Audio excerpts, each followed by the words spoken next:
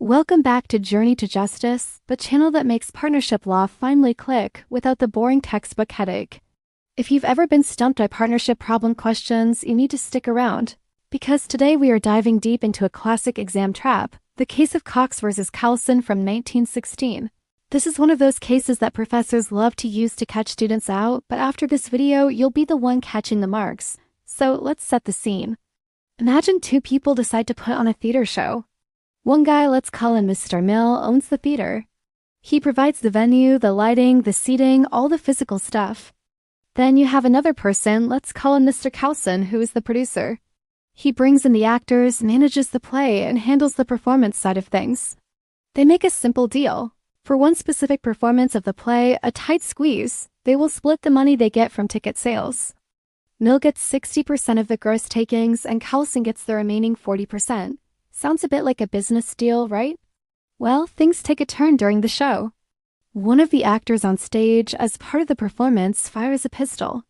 But instead of a blank, it's loaded with a real cartridge. A member of the audience, Mrs. Cox, gets shot and injured. Naturally, she wants compensation. She decides to sue Mr. Mill, the theater owner, arguing that he was a partner with Mr. Coulson, the producer, and therefore he should be held responsible for the actor's negligence. Her whole case rested on proving that sharing the ticket money made them partners.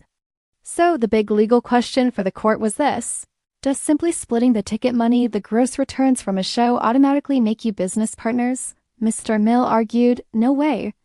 I just rented out my theater. I wasn't running a business with him.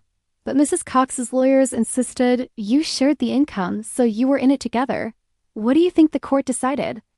The court sided with Mr. Mill. They said, and this is the crucial part you need to remember, that sharing gross returns does not, by itself, create a partnership. Just because you re-splitting the total revenue before any costs are deducted doesn't mean you re-carrying on a business in common. For a partnership to exist, you need more than just splitting income. You need to be sharing profits and, just as importantly, sharing the risks and expenses of a joint business venture. Here's the key distinction that will save you in an exam. There's a massive difference between gross receipts and net profits. Gross receipts are the total money that comes in, like the ticket sales in this case. Splitting, that is just a way of dividing up revenue. Each party, Mill and Coulson, still had their own separate expenses. Mill had to pay for the theater's upkeep, and Coulson had to pay his actors. They weren't pooling their expenses and then splitting what was left over.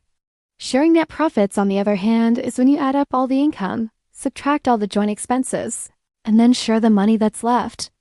That sharing net profits is what strongly suggests a partnership, because it shows you're in it together, sharing both the potential for profit and the risk of loss. The Partnership Act of 1890, specifically Section 2, subsection 2, makes this crystal clear. It states that sharing gross returns does not of itself create a partnership. So here's your exam-ready takeaway line. Write this down.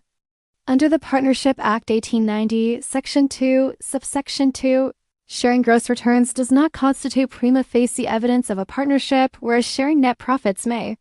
In a problem question where characters split gross takings from a single event without further evidence of a joint business operation, no partnership exists, as established in Cox v. Coulson.